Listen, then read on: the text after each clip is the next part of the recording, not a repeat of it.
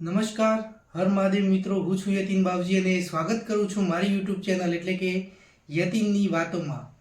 તો આજે એક એવો ટોપિક લઈને આવ્યો છું મિત્રો તમારી વચ્ચે, જે બહુ બધા લોકોના મનમાં ગૂંચતો હોય છે. બહુ બધા લોકોનો એવો બહુ મોટો પ્રશ્ન હોય છે કે જે પ્રશ્નના લીધે લોકો ભગવાનથી પણ ઘણીવાર દૂર થતા હોય છે.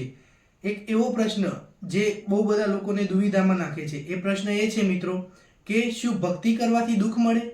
આવું આપણા સમાજમાં બહુ બધા લોકોનું માનવું છે અને બધા એવું કહેતા હોય છે કે ભાઈ તમે વધારે પડતી ભક્તિ કરો તો દુઃખી થતા હોય છે બધા માણસો, એવું બધા કહેતા હોય છે. પરંતુ એ તદ્દન ખોટી વાત છે મિત્રો.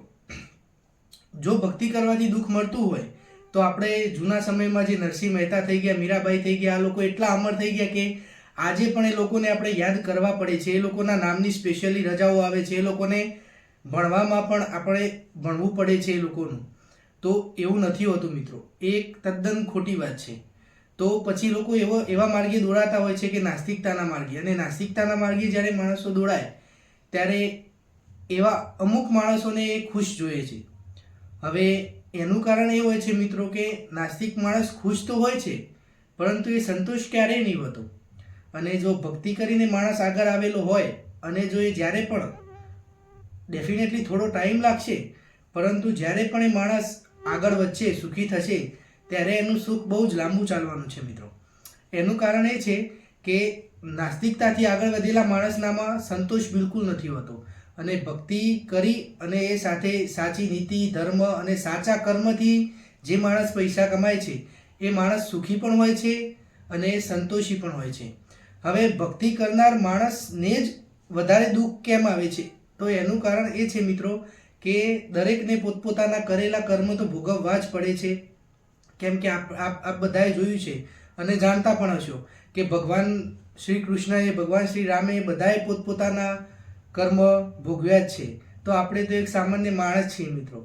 તો બધાએ અહીંયા પોતપોતાના કર્મ તો ભોગવવાના જ છે. પરંતુ જ્યારે પણ તમે ભક્તિના માર્ગે ચાલો છો ત્યારે ભગવાનની નજર જ્યારે તમારા પર પડે છે ત્યારે જે તમારું કર્મ તમારે કરવાનું હોય છે, જે લોંગ ટાઈમ સુધી તમે જે દુઃખ ભોગવવાના હો છો એ જ દુઃખ ભગવાન તમને શોર્ટ ટાઈમમાં આપી દે છે. એટલે આપણને એવું લાગે છે કે મારા પર જ આટલું બધું દુઃખ કેમ? આટલી બધી ભક્તિ કરવા છતાં હું એકલો જ દુઃખી કેમ? પરંતુ એવું નથી હોતું મિત્રો.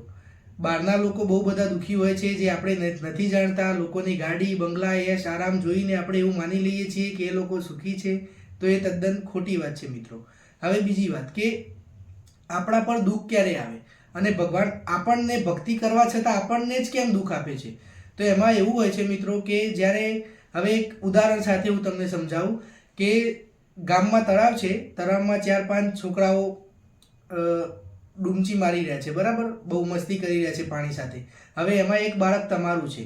તો તમે ત્યાંથી પસાર થઈ રહ્યા છો, તમે જોઈ રહ્યા છો કે પાણીમાં મોતનો ખેલ ખેલી રહ્યા છે બાળકો, એમાં એક બાળક તમારું પણ છે. તો તમે સીધો બહાર નીકાળીને પહેલો થપ્પડ કોને મારશો? ડેફિનેટલી તમારા બાળકને જ તમે મારશો. કેમ કે બીજા કોઈના બાળકને તો આપણે અડાય ના. બસ મિત્રો, આ જ છે આપણી વાતનો જવાબ. ભગવાન આપણને દુઃખ આપે છે એનું કારણ એ જ છે કે આપણે ભગવાનના બહુ નજીકના માણસ છીએ. એટલે ભગવાન આપણને ખોટા રસ્તે જવા દેવા માગતો નથી. એટલે જ ભગવાન આપણને દુઃખ આપે છે. જે ભક્તિ કરતો નથી, નાસ્તિક માણસ હોય છે, એને કંઈ પડી પણ હોતી નથી, જ્યારે ભગવાનને પણ એની કંઈ જ પડી નથી. હવે એ દુઃખ કાયમી રહેવાનું નથી મિત્રો. કેમ કે દુઃખ પાછળ સુખ છુપાયેલું હોય છે. હવે એ માટે તમને એક એક્ઝામ્પલ આપું કે એક જંગલ હોય છે, જંગલમાં એક ઘોડાવાળા ભાઈ રહેતા હોય છે. એમની પાસે ટોટલ 6 ઘોડા હોય છે. એક દિવસ સવારનો ટાઈમ હોય છે, 6 ઘોડાને જંગલમાં રોજની જેમ છોડી દે છે. તો એ ઘોડા રોજની જેમ જાય તો છે 6 ઘોડા, પરંતુ જ્યારે સાંજનો આવવાનો ટાઈમ થાય છે ત્યારે 5 જ ઘોડા પરત આવે છે. તો જે ઘોડાના માલિક હોય છે એ તો દુઃખી થતા નથી 5 ઘોડા જોઈને, પરંતુ જે પાડોશી હોય છે એના, આમ પણ તમને ખબર હોય છે કે બધા એના જે પાડોશી હોય ને એ આપણા કરતાં આપણા પાડોશીને બધાની વધારે ચિંતા હોય.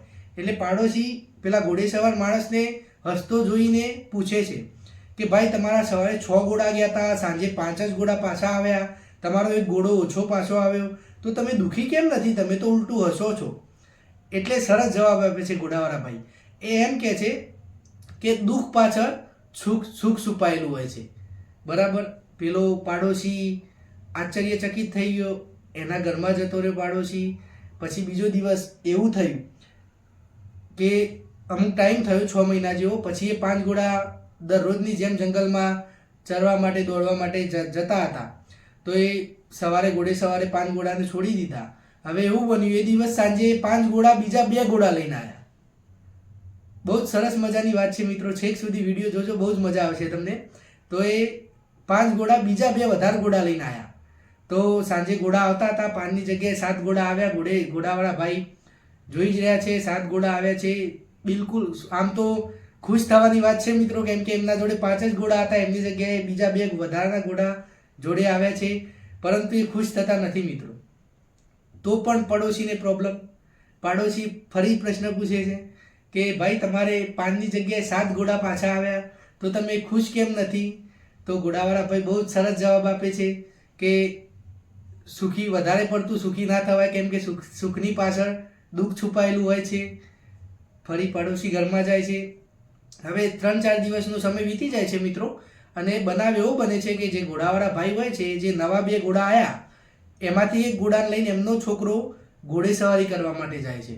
અને ઘોડેસવારી કરતાં કરતાં કરતાં એક ઘોડો એને એવો પટકે છે કે એના હાથ પગ ભાંગી જાય છે. તો હાથ પગ ભાગી જાય છે તો એ ઘરે આવે છે જ્યારે, એટલે પેલા ઘોડાવાળા ભાઈ જે હોય છે બહુ જ ખુશ થાય છે કે ચલો જે થયું એ સારા માટે થયું. એટલે પાછો પાડોશી જોઈને પાછો એમ પ્રશ્ન ઊભો થાય છે કે તમારા છોકરાના હાથ પગ ભાગી નાખ્યા તોય તમે આટલા ખુશ છો? તો એ એમ કહે છે ઘોડાવાળા ભાઈ કે જે થાય છે એ સારા માટે થાય છે, કેમ કે દુઃખની પાછળ સુખ છુપાયેલું હોય છે. નોર્મલી રૂટીનની જેમ પાડોશી એના ઘરમાં ગયા. થોડા દિવસ થયા મિત્રો, અને રાજ્યમાં બાજુના રાજ્યએ યુદ્ધ છેડી દીધું. યુદ્ધ છેડ્યું એમાં એવું થયું કે રાજ્યનું જેટલું પણ સૈન્ય દળ હતું એ બધું જ સૈન્ય દળ હારવા પામ્યું હતું. બધા જ સૈનિકો મૃત્યુ પામ્યા. એટલે રાજાએ ઘોષણા કરી અને સેનાપતિએ ઘોષણા કરી. ઘોષણા એવી કરી કે આપણા રાજ્યના જે પણ યુવાનો છે કે જે હાલ ઘરે છે બધાને આપણે યુદ્ધમાં લઈ જવાના છે. તો હવે રાજ્યમાં રહેતા હોય એટલે રાજાના હુકમથી રાજાને તો આપણે કંઈ ના પાડી નાખીએ, આપણો યુવાન ઘરમાં હોય એટલે મોકલવો જ પડે. હવે બધા યુવાનોને લેતા લેતા લેતા લેતા લેતા આ જે ઘોડાવાળા ભાઈ હોય છે એમના ઘર આગળ સૈનિકો આવે છે. આમ કરીને ઘરમાં જોવે છે તો શું જોવે છે કે પેલા ભાઈના તો ઘરે યુવાન તો હતો પણ એના તો હાથ પગ ભાંગી ગયા હતા. એટલે એ કહે છે કે આમ તો લઈ ના જવાય, કેમ કે હાથ પગ ભાગી ગયા છે, આ તો આપણા કંઈ કામનું નથી. એટલે પાછો પડોશી આવે છે અને પડોશી ખરેખર સ્વીકારે છે કે તમારી વાત સાચી છે. જો એ ઘોડાએ અને છોકરાને પટક્યો ના હોત તો એને યુદ્ધ માટે જવું પડત અને યુદ્ધમાં તો મૃત્યુ પણ પામત. આ તો હાથ પગ ભાગે તો નોર્મલ વાત કહેવાય, યુદ્ધમાં તો માણસ મૃત્યુ પણ પામે. એટલે પેલા ઘોડાવાળા ભાઈ ફરી બહાર નીકળે છે અને કહે છે, એટલે આપણે એ વાત ઉપરથી એ બોધ મળે છે મિત્રો કે જીવનમાં જે પણ થાય છે એ સારા માટે થાય છે. સારું થાય છે તો પણ સારા માટે થાય છે, ખોટું થાય છે તો પણ સારા માટે થાય છે. પણ અમુક ટાઈમ ખોટું આપણી જોડે થાય અને આપણે નિરાશ થઈ જઈએ છીએ. પરંતુ મિત્રો એ જ ખોટું તમને 5 મહિના, 6 મહિના, 12 મહિના, 1 વર્ષ, 2 વર્ષ, 10 વર્ષ પછી ખરેખર આપણને ભગવાન અનુભૂતિ કરાવે છે. એ તો મેં તો જાત અનુભવ કરેલી વાત છે કે આપણી જોડે આટલા વર્ષ પહેલાં કે આટલા સમય પહેલાં જે ખોટું થઈ ગયું હતું એ સારા માટે થયું હતું. એ આપણને થોડા ટાઈમ પછી ખબર પડે છે કે કદાચ એ વસ્તુ જો આપણા જોડે ના બની હોત તો આજે આ સારી વસ્તુ ના બની હોત. એ ભગવાન આપણને ચોક્કસથી બધાને અનુભૂતિ કરાવે છે. અને ભક્તિની અલગ જ વાત છે મિત્રો. ભક્તિ બધાએ કરવી જ જોઈએ, કેમ કે ભક્તિ હાલ અત્યારના મોબાઈલના ટાઈમમાં લોકો મોબાઈલમાં એટલા વ્યસ્ત થઈ ગયા છે કે ભગવાન તરફ બહુ ઓછા લોકો હોય છે. અને ભક્તિભાવ કરવાવાળા માણસને કદી આત્મહત્યા નથી કરવી પડતી મિત્રો, કેમ કે એના કોઈ ટેન્શન નથી હોતું. ભક્તિ કરવાથી તમારા બહુ બધા પ્રશ્નોનું નિવારણ આવે છે. અને જે લોકો એમ કહે છે કે ભક્તિ કરવાથી દુઃખ આવે, એ તો તદ્દન ખોટી જ વાત છે મિત્રો, કેમ કે એવું હોતું જ નથી. કેમ કે ભક્તિ કરો, તમે શરૂઆત કરો એટલે ભગવાનની નજર તમારા પર પડે છે. અને નજર તમારા પર પડે છે એટલે તમારા દુઃખને, જે ધીરે ધીરે દુઃખ આવતા હોય છે એ બધા તમારા ઉપર અચાનક ભગવાન લાવી દે. કેમ કે આ કર્મના બંધનમાંથી મુક્ત થાય તો એને હું જલ્દી સુખ આપું એમ. બસ એ જ વાત છે મિત્રો કે તમારા ઉપર થોડું ઘણું દુઃખ આપત્તિ આવી પડે તો આપણે હારવાનું નથી મિત્રો. બસ દરેક મુશ્કેલીનો સામનો કરવાનો છે અને ભગવાનની ભક્તિ તો અચૂક કરવાની છે, કેમ કે ભક્તિ કર્યા વગર તો કંઈ જ મળવાનું નથી. નાસ્તિકતામાં કંઈ જ નથી. નાસ્તિક માણસ હંમેશા ખોટી જગ્યાએથી પૈસો કમાવાની ઈચ્છા રાખે છે, ખોટું કરવાની ઈચ્છા રાખે છે. જ્યારે ભક્તિભાવ કરવાવાળો માણસ હોય એ એના કામ ધંધામાં કર્મમાં જ ધ્યાન આપે છે. ભગવાનની ભક્તિ કરવાની લીધે એનું મગજ પણ શાંત ચાલે છે, બહુ જ સારું એનું જીવન હોય છે. એટલે આપણે ભક્તિનો માર્ગ કોઈ દિવસ છોડવાનો નથી મિત્રો. તો આજના વિડીયોમાં બસ આટલું જ. આવી જ અવનવી વાતો અને આવા જ અવનવા પ્રશ્નોના ઉકેલ લઈ અને હું યતીન બાવજી તમારી વચ્ચે આવતો રહીશ.